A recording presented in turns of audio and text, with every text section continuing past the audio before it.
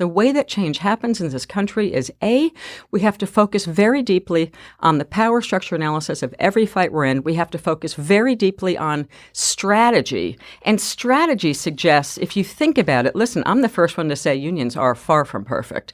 I have 2 books where I argue that unions are far from perfect, but what I do argue is they are the only thing left standing in this country that has the potential power to challenge the billionaire class and to right-size this democracy. So when the political system is as skewed as it is by both the repealing the Voting Rights Act, they're constantly going at the Voting Rights Act, they're going at affirmative action, they're going at everything. So the one way that we can build power when the political system is as controlled as it is by doing what the West Virginia, Arizona, Oklahoma, North Carolina workers did, which is saying, we're not going to wait for a political solution. We're going to act as trade unionists like we did in the 1930s and 40s in this country, the last time we were facing fascism, and we're going to start to walk off the job until we get what we demand. My guest, if you're just joining us, is Jane McAlevey, a labor and environmental organizer, a postdoctoral fellow in the Labor and Work-Life program at Harvard Law School, and the author of the book, now out in paperback, No Shortcuts, Organizing for Power in the New Gilded Age. And we can take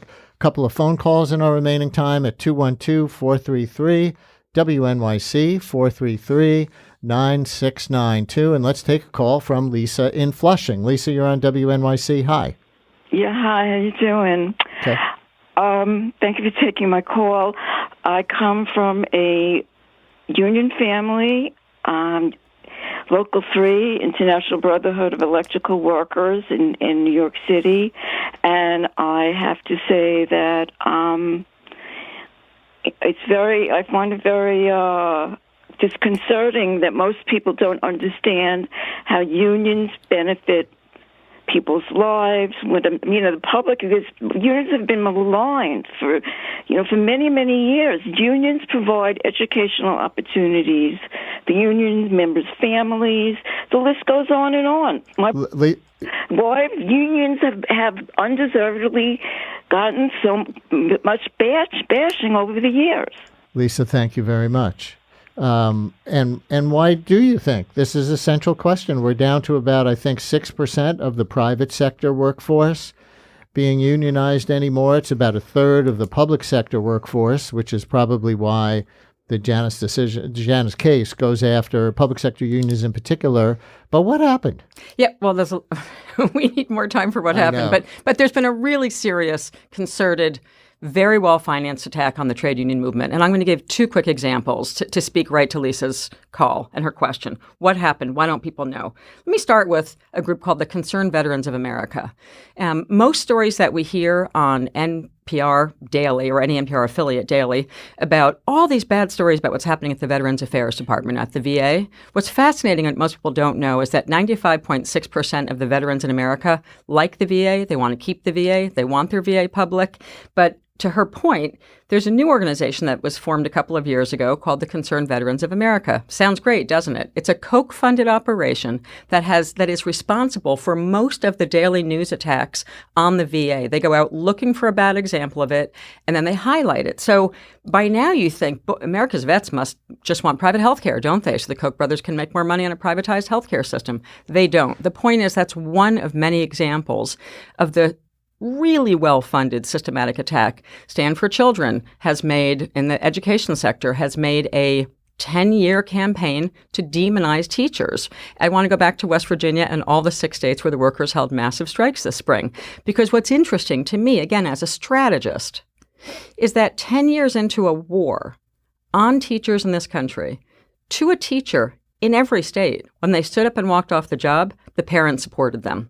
There's something very dynamic coming in this country about a women-led, mostly women of color-led future labor movement that's going to be dominated by the education and healthcare sector, which is why they're going after things like the VA, as well as not just the VA, but also, the education sector again, right? They want to privatize it all. And what's interesting to me is we do have a chance to have a new trade union movement, and it is already being women-led. That's what we just saw in massive walkouts in 6 states, and there's more coming. And, we even have our own poll finding on this. We did a WNYC Brian Lehrer Show Harris poll just this month with, in conjunction with our history series on the culture wars, the eights, and we specifically tested, are they doing more harm or more good for the United States, these striking teachers recently?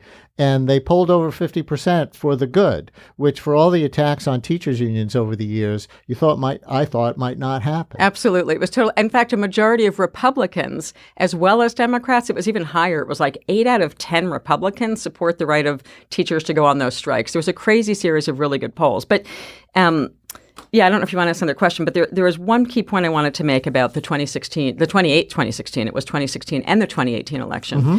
Right now, I just want to explain something that's really core. The thing about union organizers who have run hard campaigns, and I have to say I have been involved in many of them, is that what Trump is doing and what the forces behind Trump are doing right now are very familiar to us. Their number one goal is to divide the working class. They polarize. Their first goal is to make it so you only talk to your friends. Their second goal and their real goal is to drive something called futility. Futility is actually a strategy in the United States. When we analyze the stages of the employer campaign against their workers, they literally have a goal of making it so that no one wants to talk anymore. Hey, how are you going to vote in the union election? Don't talk to me about that. I know how I'm voting, da-da-da.